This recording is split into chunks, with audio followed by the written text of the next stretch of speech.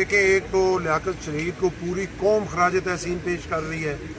اور لیاقت شہید نے وہ عظیم قربانی دی کہ اسی جذبے سے اپنے موت سے ڈرے بغیر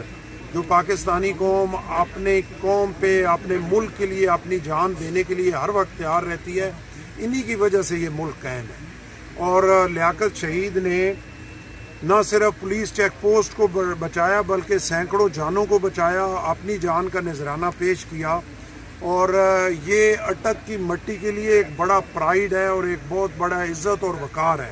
پہلے بھی اٹک جو ہے اس کی مٹی کے لوگ شہید اور غازی بڑی تعداد میں موجود ہیں، اپنے ملک کے لیے قربانیاں ہمیشہ سے دیتے آ رہے ہیں، اور لیاقت شہید نے اس مٹی کا نام اور بلند کر دیا ہے، اور اٹک کے لوگ اسی جذبے کے ساتھ اپنے ملک پہ ہر وقت نچھاور ہونے کے لیے تیار ہیں۔ یہاں پہ جو ہے وہ ایک تو پہلے میں شکریہ ادا کرتا ہوں کہ دن کو ہم نے یہ ڈیمانڈ کی کہ لیاقت شہید کو جو ہے وہ تمغہ شجاعت اور بڑے ایوارڈ سے نوازا جائے۔ پوری حکومت کے مشکور ہیں، صدر پاکستان آصف علی زرداری صاحب کے، جناب میاں شہباز شریف صاحب کے، فیلڈ مارشل سید آصم منیر صاحب کے، سب کے شکر گزار ہیں کہ پاکستان کی تاریخ میں ایسے کبھی نہیں ہوا کہ دن میں ڈیمانڈ ہو اور رات کو جو ہے وہ اپروول ہو جائے۔ تاریخ میں کبھی ایسے نہیں ہوا، یہ ایک سال کا پروسیس ہوتا ہے، بڑی بڑی شہادتیں، بڑی بڑی قربانیاں ہوئیں، اس کے لیے پیپر ورک ساری چیزیں بنا کے سال کا پروسیس ہوتا ہے، سال بعد 23 مارچ یا 14 اگست کو ایوارڈ دیا جاتا ہے۔ لیکن لیاقت شہید کی اتنی بڑی قربانی تھی کہ پوری حکومت نے اس کو ایکنالج کیا، اور ایک دن میں ان کے لیے جو ہے یہ تمغہ جو ہے وہ ایوارڈ ہوا، اور ان کی والدہ صاحبہ نے صدر پاکستان سے جا کے یہ وصول کیا۔ یہ پوری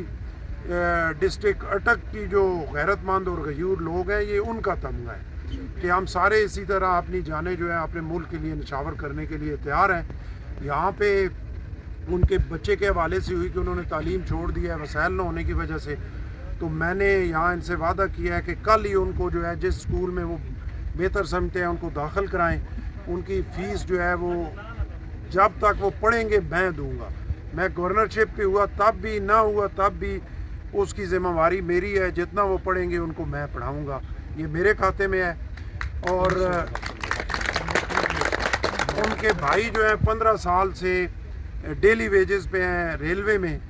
وہ پروفیسر طاہر صاحب نے وعدہ کیا ہے، حنیف عباسی صاحب سے ان کی بات ہوئی ہے،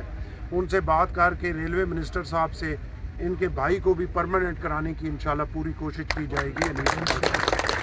اور چیک پوسٹ کے حوالے سے پورے علاقے کا مطالبہ ہے کہ یہ خوشحال گڑھ چیک پوسٹ ہے، اس کا نام جو ہے وہ لیاقت شہید چیک پوسٹ منقور رکھنا چاہیے۔ تو وہ یہاں سے نکل کے ابھی میں انشاءاللہ آئی جی صاحب سے بھی کرتا ہوں،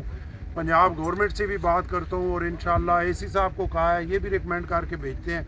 تو وہ بھی انشاءاللہ کوشش کرتے ہیں، وہ ہمارا حق ہے، وہ اس چیک پوسٹ کا نام ہر حالت میں یہ ہونا چاہیے، اور انشاءاللہ ہو جائے گا اللہ کے فضل و کرم سے۔ اس کے علاوہ روڈ کے حوالے سے یہاں پہ ہوا،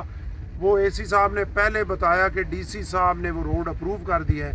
اور کل یہ اپنے اوورسیز بھیجیں گے اوورسیئر، اور وہ اس کا سروے کریں گے، اور ڈی سی صاحب سے میں بھی رابطہ کرتا ہوں،